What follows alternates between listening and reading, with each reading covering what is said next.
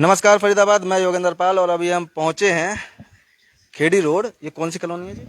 ये Indira complex. Indira complex. हाँ, और गली नंबर 2, गली नंबर 2, जी। नियर RS विद्या मंदिर स्कूल। जी, क्या नाम बाबू साहब? अखिलेश बाबू। अखिलेश जी। अखिलेश जी, चोरी हुई थी यहाँ घर में, तो वो कैसे, कौन थे, किसके यहाँ हुई थी? सर देखिए, उनके साथ ही रहता था और उन्होंने चोरी किसके घर में? राजेश जी के घर। राजेश जी। हाँ, छोले भटूरे का काम करते हैं, उनके घर पे चोरी हुई थी। अच्छा, जी छोले भटूरे जी जी जी जी तो उनके घर पे चोरी हुई। जी।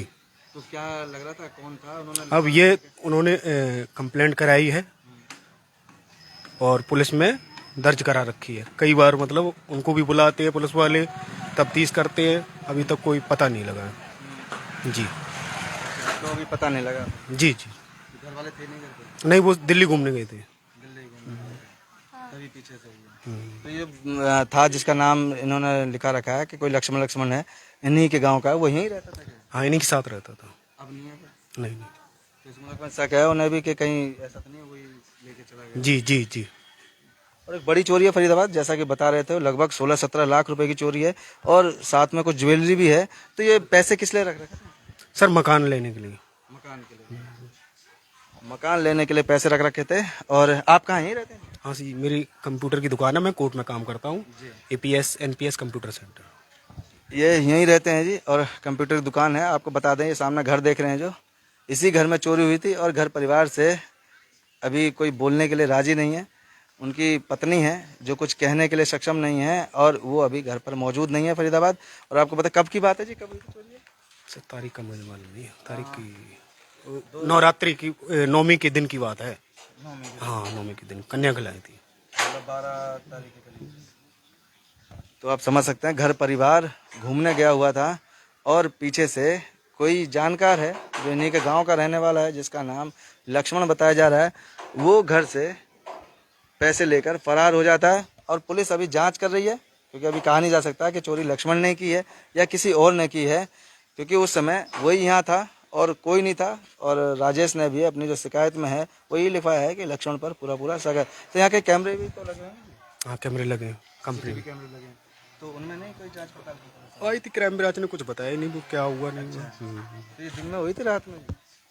सर शाम के टाइम की बात बता रही हूँ। शाम को ना? 6 से 7 बजे लगभग। इसमें और कोई नहीं रहता था बाबू? नहीं, ये लोग रहते हैं बस। वही रहते थे और वो लक्ष्मण जो है।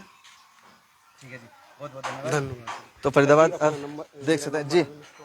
जी जी, एक मिनट, ये देख रहे हैं फरीदाबाद, ये घर है और इसी घर में एक बड़ी चोरी हुई। राजेश नाम है, छोले भटूरे का काम करते हैं, रेडी लगाते हैं छोले भटूरे की।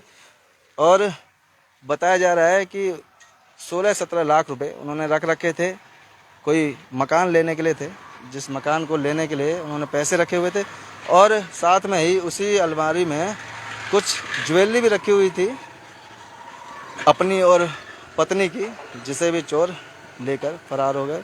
एक बड़ी चोरी फरीदाबाद, आप समझ सकते हैं, कोई आदमी अपने जीवन की जमा पूंजी एक एक पैसा जोड़कर किस तरह से कोई अपने छत बनाने के लिए पैसा जोड़ता है, घर बनाने के लिए पैसा जोड़ता है, और वो पैसा कोई चोरी करके ले जाए तो उस पर क्या बीतती है आप समझ सकते हैं।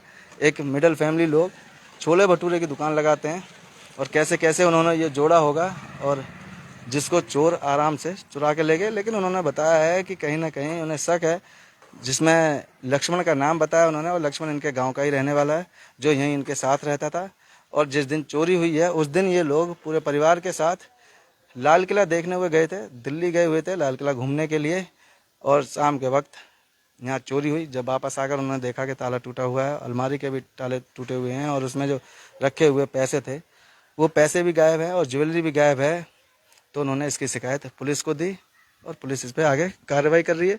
लेकिन देखते हैं इसमें क्या सामने आता है, कौन चोर है, क्या चोरी लक्ष्मण ने की है या किसी और ने की है, ये अभी जांच का विषय है। जैसे भी कोई जानकारी मिलेगी वो आपको ज़रूर बताएंगे, जोड़ेंगे आपको शहर की अन्य महत्वपूर्ण खबरों के साथ। बहुत बहुत धन्यवाद।